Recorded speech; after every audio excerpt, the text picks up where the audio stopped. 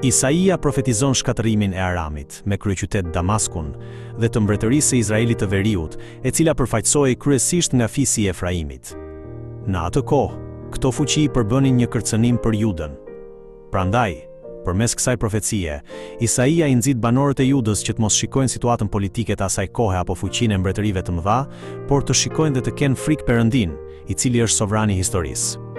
Në të vërtetë, sovrani I vërtet I historisë nuk janë udhëheqësit politik njerëzor apo heronjtë e kësaj bote. Ngritja dhe rënja e kombeve, si dhe çdo ngjarje në botë, ndodhin në sundimin e Perëndisë. Perëndia e udhëheq historinë sipas vullnetit dhe planit të tij. Prandaj, populli I Perëndisë nuk duhet ta lejojë zemrën e tij të pushtohet nga rrjedhat e kohës, nga pretendimet e njerëzve, nga nxitjet politike apo nga opinionet e botës, por duhet të dëgjojë fjalën e pandryshueshme të Perëndisë dhe të jetojë sipas vullnetit të tij.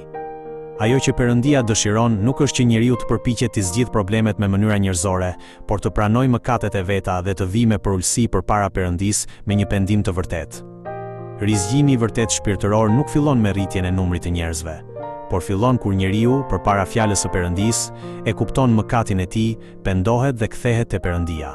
Siç thuhet, në qoftë se populli im, I cili thirret me emrin tim, përulet, lutet, kërkon fytyrën time dhe kthehet prapa nga rrugët e këqija, unë do ta dëgjoj nga qielli, do t'i fal mëkatin e tij dhe do ta shëroj vendin e tij.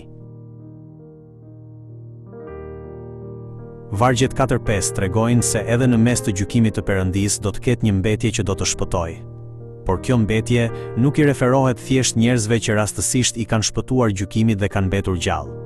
Ata janë njerëzit që, përballë gjykimit të Perëndisë, e kanë kuptuar mëkatin e tyre, janë penduar dhe janë kthyer te Perëndia.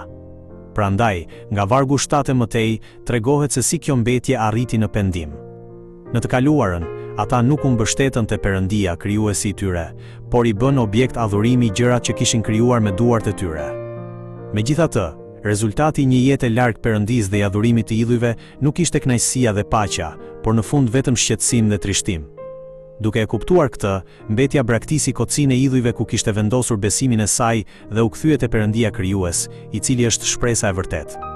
Ata filluan të jetojnë duke besuar dhe duke u mbështetur vetëm tek Ai. Kjo është pendesa e vërtetë që Perëndia dëshiron. Prandaj, pendimi nuk është thjesht pranimi I gabimeve, por ndryshimi I drejtimit të jetës, kthimi nga vendi ku njeriu mbështetej te gjërat e tjera përveç Perëndisë, drejt një jete ku ai mbështetet vetëm te Perëndia.